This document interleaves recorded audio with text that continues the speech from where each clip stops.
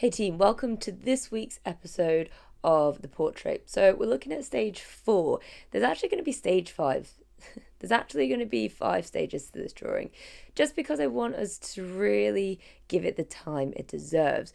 Portraits need a lot of attention and they need a lot of focus time, so by giving you an extra week, it's really going to change your drawing from 0 to hero. So grab your pencils and let's get started. Okay, cool.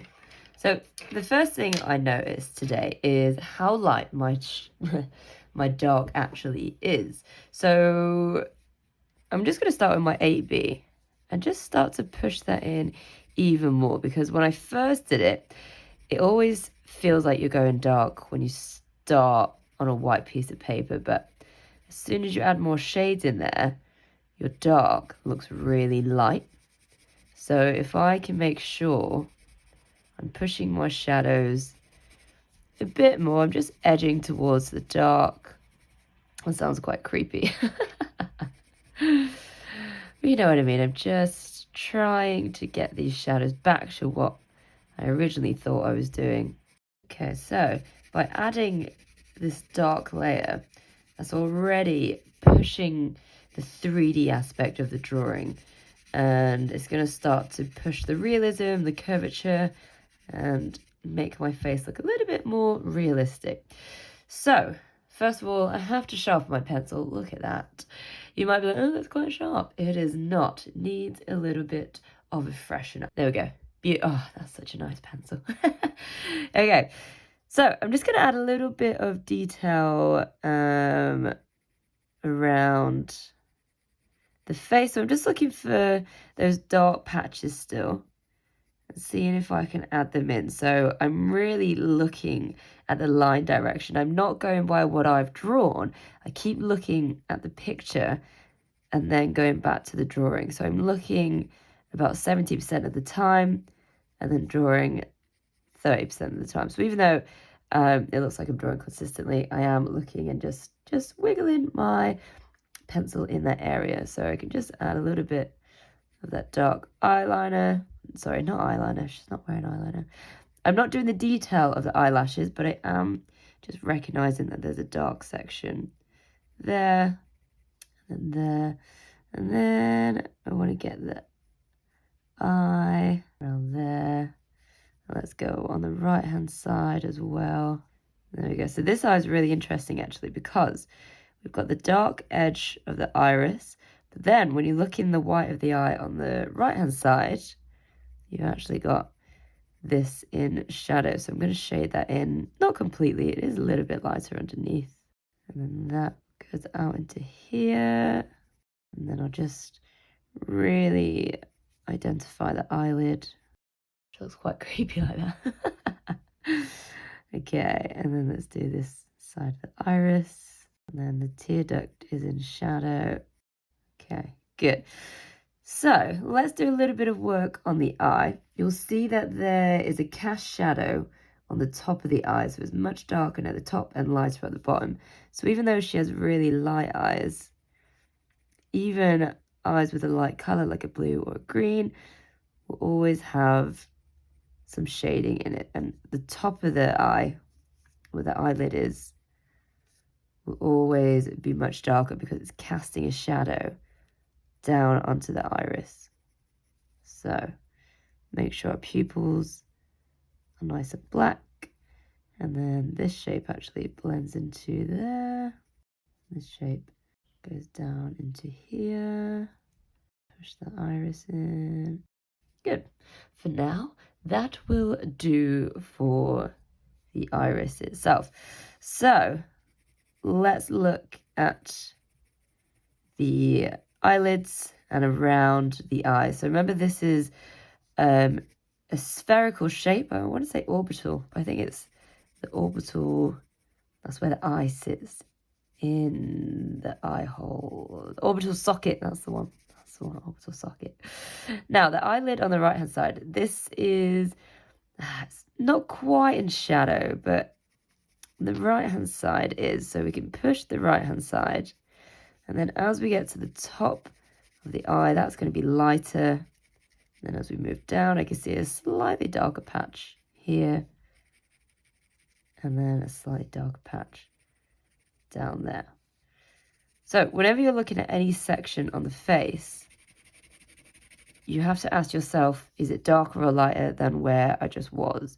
If you ask yourself that question, you'll always be able to identify the shadows, whether they are dark enough, and that's what's going to help your face to look 3D. So I'm working my way around now to what we call the eye bag. It's just the skin going around the eyeball. So that is darker on the right hand side. Now all of this is in shadow, solid black, so I'm not going to be afraid to go dark. I want to make sure the rim on the lid isn't too big, quite small. Nice. And then I'm just going to shade the rim of the lid in a little bit. Okay, and then I'll go down here. Just try and soften that edge. So I could use my 2B for this bit, but the right hand side is all in shadow, so I do think using my 8B is best. Now just watch me go down this cheek, right?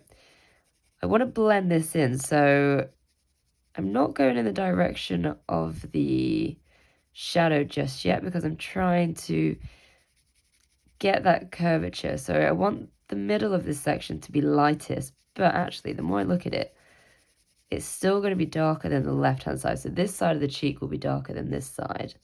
So I just want to shade that all in, and I might use my 2B to get the grain a little bit smoother because your 8B is really soft, so your 2B would just help soften that grain. Make sure it's nice and sharp. Good.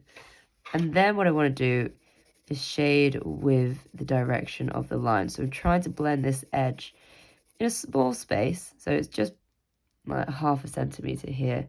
Just trying to blend that in all along there.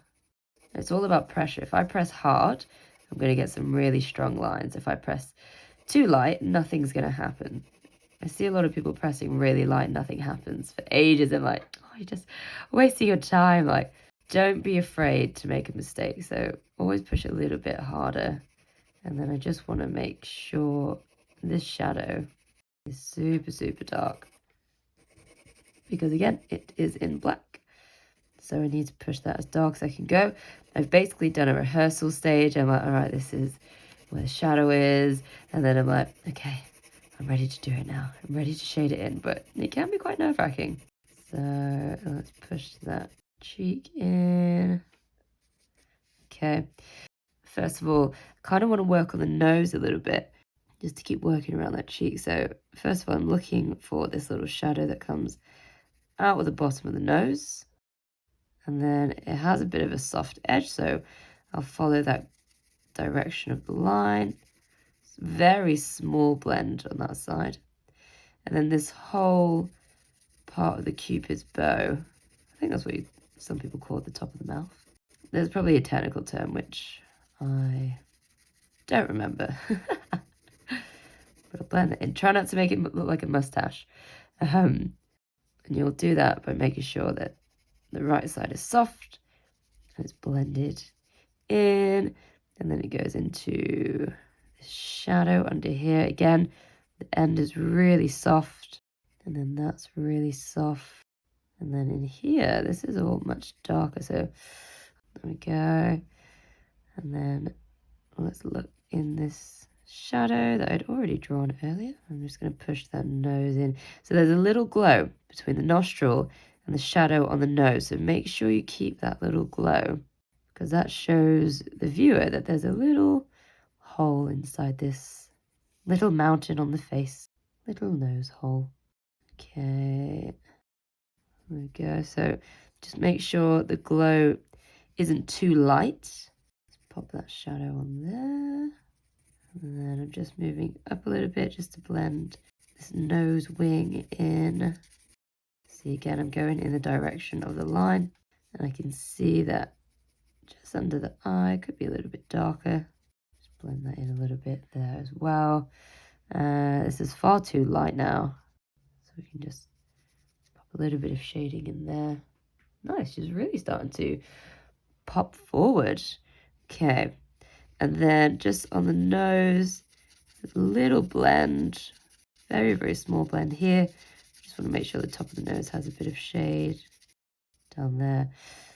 And the monobrow, so this is always a teeny tiny bit darker than the rest, but it's not really dark, because if you make it too dark, it will literally look like a monobrow.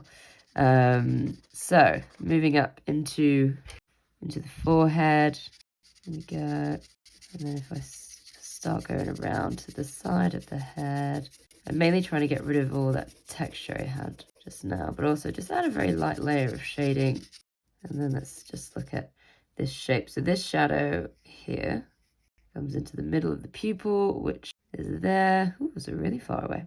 So I can bring that shadow out here and then just start to make that gradient go across there. And it goes all the way down to the eyebrow.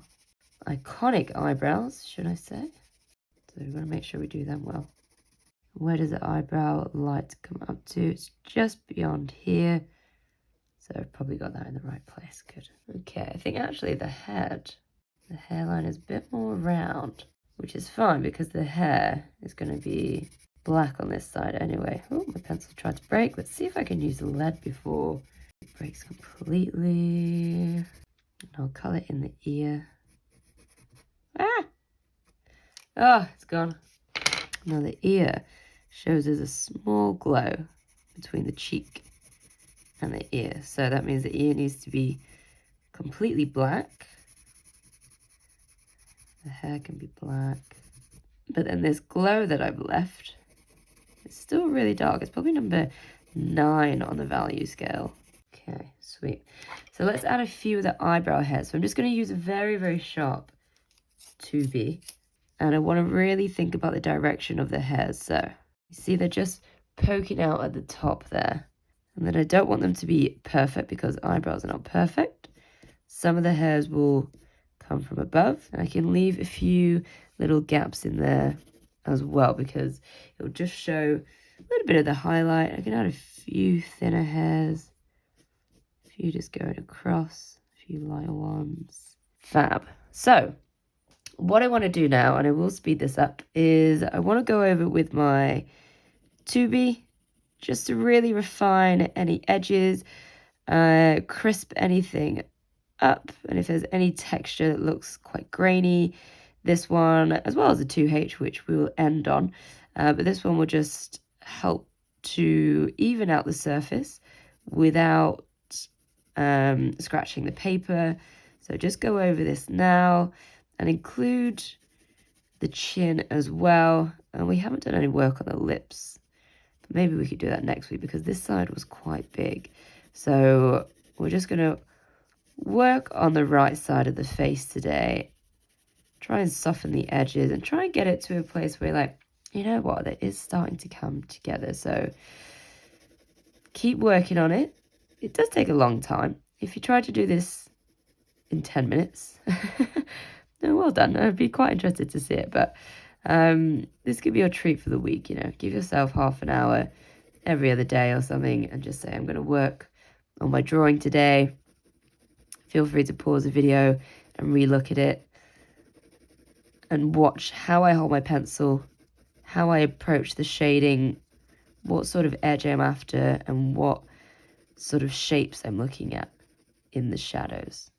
So we'll get in there one more week and then our face will be donezoed. It's looking quite good. Remember, if you want more content or you just want to support me, head on over to Patreon where you can pledge just £3 a month to keep these videos running. Okay, so we've done a lot of work today. We've worked in the dark areas specifically, and it looks really, really good. So our challenge next week is to look back in the highlight, see if we can get some soft shading in there and really bring our drawing to life. So well done this week. It's quite a challenging one, but I'm sure you've done very, very well. All right, team, I'll see you next week for the final stage of this wonderful portrait.